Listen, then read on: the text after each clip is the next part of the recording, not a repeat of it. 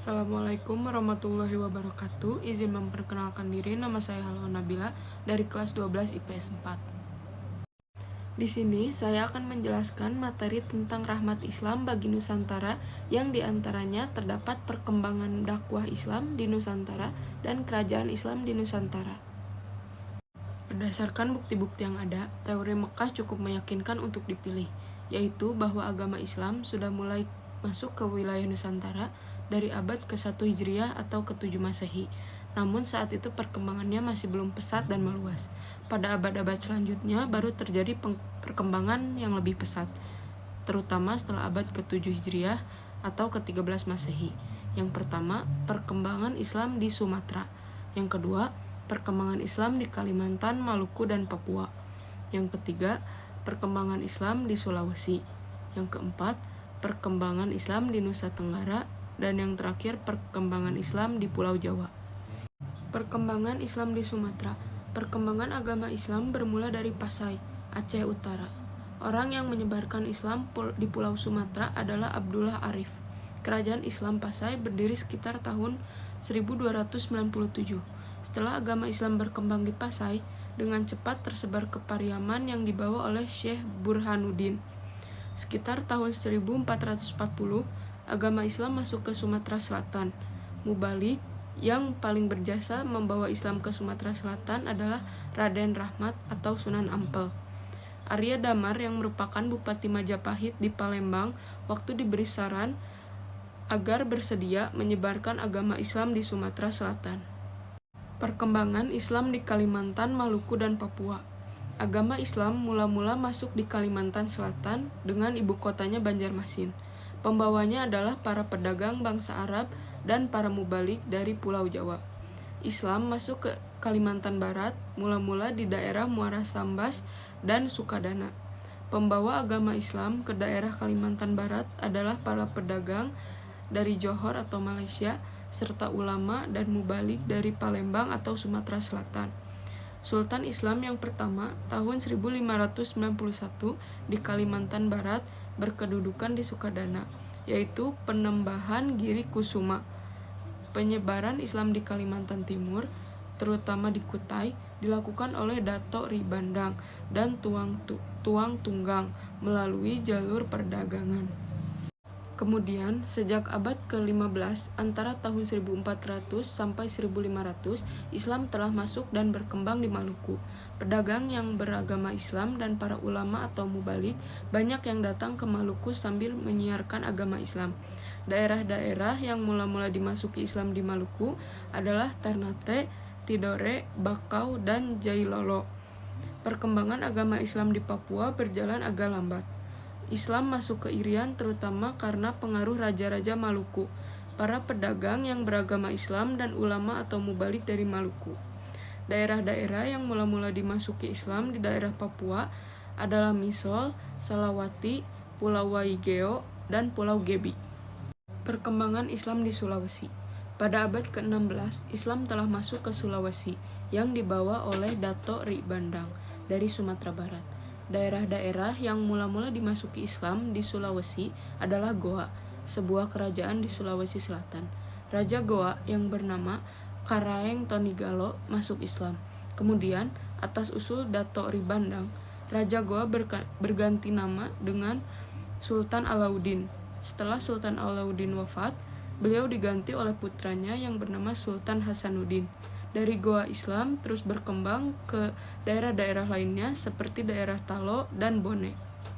Perkembangan Islam di Nusa Tenggara. Sebagaimana daerah-daerah lain, pada tahun 1540, agama Islam masuk ke Pulau Nusa Tenggara. Masuknya agama Islam ke Nusa Tenggara dibawa oleh para mubalik dari Bugis atau Sulawesi Selatan dan dari Jawa. Agama Islam berkembang di Nusa Tenggara mula-mula di daerah Lombok, yang penduduknya disebut suku Sasak. Dari daerah Lombok, secara pelan-pelan, selanjutnya tersebar pula ke daerah-daerah Sumbawa dan Flores. Perkembangan Islam di Pulau Jawa. Agama Islam masuk ke Pulau Jawa sekitar abad ke-11 Masehi, yang dibawa oleh para pedagang Arab dan para mubalik dari Pasai. Tempat yang mula-mula dimasuki yaitu daerah-daerah pesisir utara Jawa Timur. Tokoh terkenal yang berdakwah di Jawa Timur adalah Maulana Malik Ibrahim. Beliau menetap di Gresik. Dalam majelisnya, itu beliau mengkader beberapa orang murid. Selanjutnya, mereka menyiarkan agama Islam di daerah-daerah lain di Pulau Jawa. Di Jawa Tengah, penyiaran agama Islam berpusat di Demak. Penyiaran agama Islam di Pulau Jawa dilakukan oleh para wali yang berjumlah 9 orang, yang dikenal dengan Wali Songo atau Wali 9. Kerajaan Islam di Nusantara. Salah satu rahmat Islam bagi Nusantara adalah adanya beberapa kerajaan Islam yang terkenal di Nusantara. Salah satunya yaitu Kesultanan Demak. Kesultanan Demak didirikan oleh seorang adipati yang bernama Raden Patah. Raden Patah yang sebelumnya pergi meninggalkan Majapahit dan mendirikan kerajaan Demak setelah memperoleh dukungan dari bupati yang berkuasa di daerah wilayah Demak. Ia kemudian mendirikan kerajaan Demak dengan aturan dan norma yang berlandaskan pada nilai-nilai dan ajaran Islam. Kesultanan Demak didirikan oleh seorang adipati yang bernama Raden Patah. Untuk menghadapi Portugis, armada Demak yang dipimpin Pati Unus atau putra Raden Patah melancarkan serangan terhadap Portugis di Malaka. Oleh karena itu, Pati Unus diberi gelar Pangeran Sabranglor, yang artinya pangeran yang pernah menyeberangi lautan di sebelah utara Kesultanan Demak.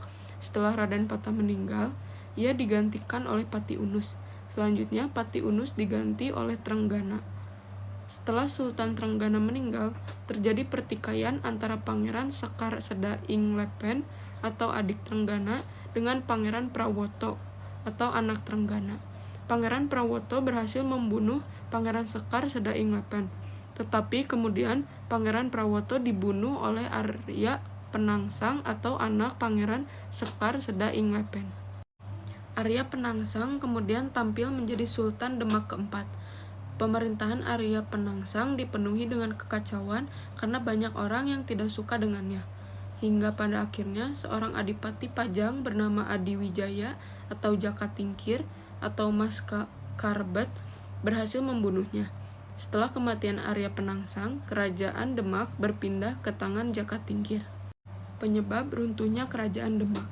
Yang pertama karena sengketa kekuasaan. Sengketa kekuasaan terjadi karena Raden Patah diketahui mempunyai banyak anak laki-laki, tapi berasal dari ibu yang berbeda-beda.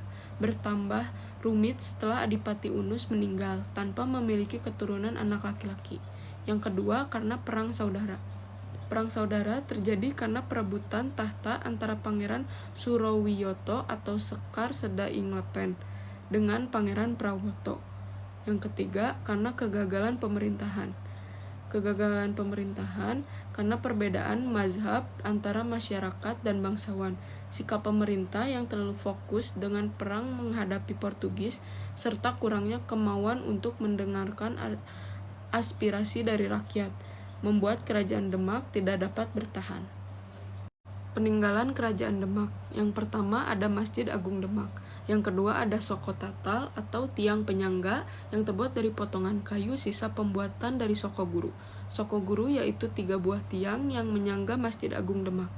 Yang ketiga ada situs kolam wudu atau pawastren, tempat berwudu untuk jamaah perempuan di Masjid Agung Demak. Situs kolam wudu ini memiliki dinding yang sangat indah dengan ukiran berupa motif Majapahitan atau dinamakan Maksurah. Yang terakhir ada makam Raja-Raja Demak, berada di sisi barat laut Masjid Agung Demak yang masih berada di area kompleks masjid. Cukup sekian yang bisa saya sampaikan, semoga dapat dipahami. Mohon maaf bila masih ada kekurangan. Wassalamualaikum warahmatullahi wabarakatuh.